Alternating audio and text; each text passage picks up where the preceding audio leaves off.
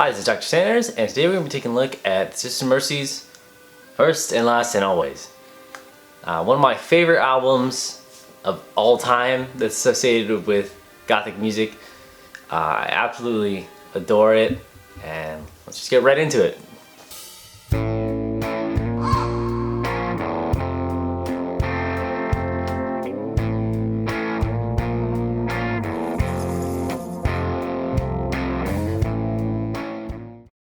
Okay, the way I was introduced to Sister Mercy is probably a little bit more unusual than other people. I was a huge fan of Type O Negative, which got me into goth music and everything that was like spooky and dark and all that.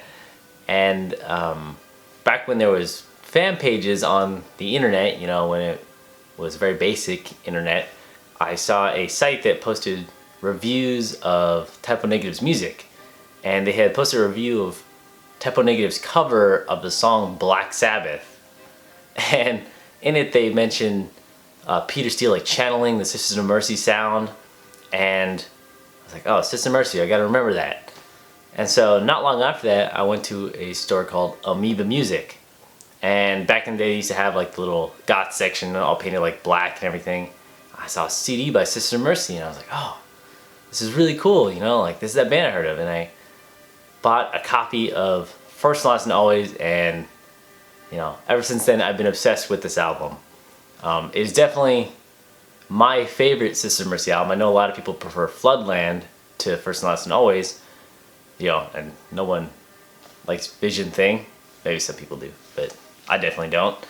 But there definitely is a certain charm to this album that I think a lot of albums lack. It was extremely unique for the time, kind of having this dark, brooding sound, and yeah, like The Cure and Bauhaus and all that had been out by this time. It's 1985, so a lot of these kind of more groundbreaking albums for goth had already come out, but along comes Sister Mercy, and nowadays people almost associate the stereotypical goth sound with this album. You know, the kind of chorusy guitars, the echo, the dark Andrew Eldritch vocal where he's like, my first and last and always.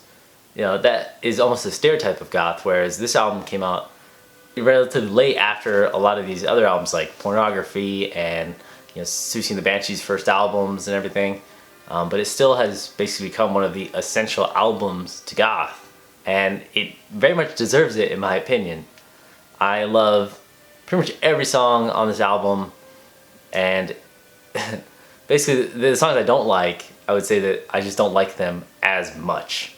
I'm not a big fan of the song Black Planet, and maybe Amphetamine Logic to some extent, but pretty much everything else on this album I adore. You know, First, Last, and Always, the song is absolutely amazing. 9 While 9, No Time to Cry.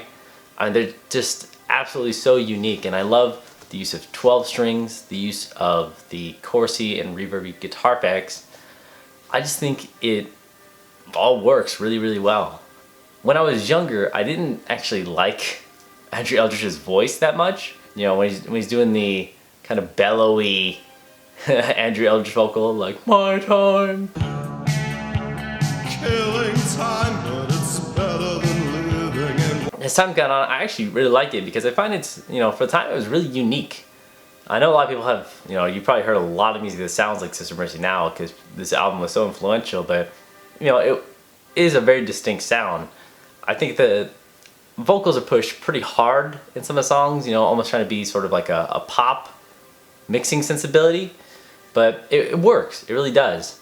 I think that the use of a drum machine has influenced so many bands to just make music with a drum machine. You know, Dr. AVALANCHE was their drummer.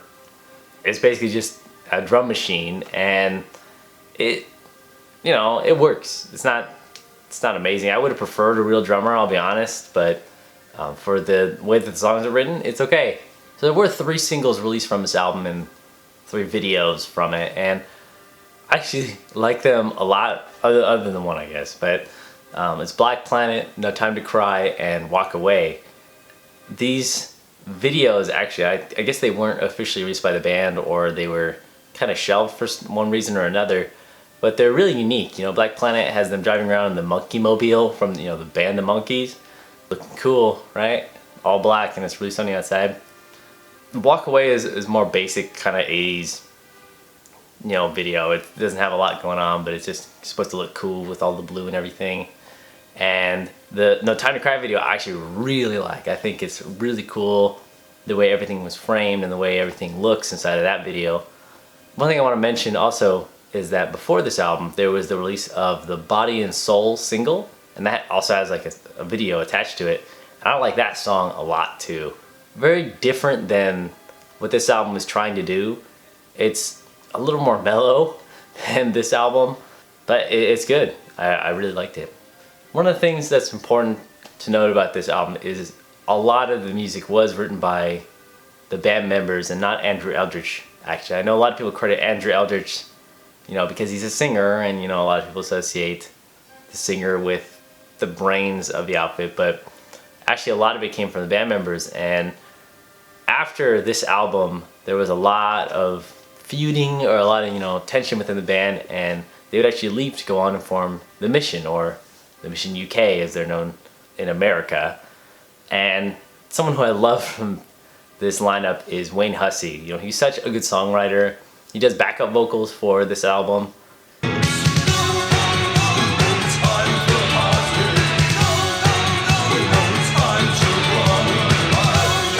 There would just be so much feuding between Eldritch and Wayne Hussey after this album. It's almost hilarious to look into. Hey, that was The Mission, and they actually were members of a group called Sisters of Mercy, weren't they? Or some of them were. Some of them were the bad guys. Yes, yes, and we have in the studio now 2 members of Sisters of Mercy. The good Patricia, guys. Yeah, the good guys. You can tell because they're wearing black. Patricia and Andrew. Was the split not amicable then? It was to start with, but obviously with the sort of cartoon plagiarism, we had a few problems. Do you feel they're sort of ripping off your ideas? No, they tried. I think you can see them trying. That was a nice attempt at a beard I saw out there just a while ago. Yeah, right. Well, I like the sort of imagery there. It was very poltergeist-esque. A man's still wearing an old hat of mine, which I find rather entertaining. Yes. I think his influence really helped this album. His guitar work is amazing, even if it's, you know, very simple. It's not like I don't know, Van Halen or something, where it's all over the place and there's all this, you know, unnecessary soloing or anything like that. It's a very to the point kind of guitar playing, but it's very melodic, and I like that a lot. The Mission had a very similar thing. In fact, if you listen to God's Own Medicine, I know some people can't seem to draw the comparison between God's Own Medicine and this album necessarily, but I think there's a very similar kind of sound, or a very similar approach to music if you look at that album and you look at this one. You know, a lot of 12 strings, very straightforward kind of songs, trying to find the catchiness to it, or the hooks in it. I just say, if you like this album, then, you know, might try The Mission's first album, because I find that they're at least somewhat similar. Oh yeah, also I want to mention that Wayne Hussey was in the band Dead or Alive. You know, Did You Spin Me Right Round? He was in that band before he was in Sisters of Mercy, so I thought that was interesting. I actually didn't know that until very recently. I will be covering Floodland, but I want to say right off the bat, I mean, I know a lot of people really like Floodland more than like First Last Noise, but First Last Noise has a specific place in my heart, and you know, you call it nostalgia or whatever you want, but I like this album out of any other Sisters of Mercy release. Every time I listen to it, I not only go back to when I first heard it, but I also find something new every time when I listen to it that I love. So yeah, I hope you enjoyed this episode, and if you have any other albums you want me to talk about, just feel free to tell me. You can post in comments, and of course like, subscribe, all that stuff. And you can check out all social media. We have Facebook for GothCast, and if you want to hear me talk in depth about all the Sisters of Mercy's album before I make any of the other videos, I do a podcast called GothCast, and you can find our Sisters of Mercy episode. I think it was episode 2 or 3, so check it out. Stay spooky.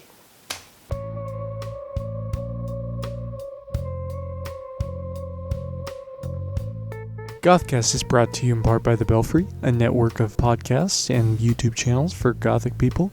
Whether you're a veteran of the Gothic culture or a newbie, there's plenty to find.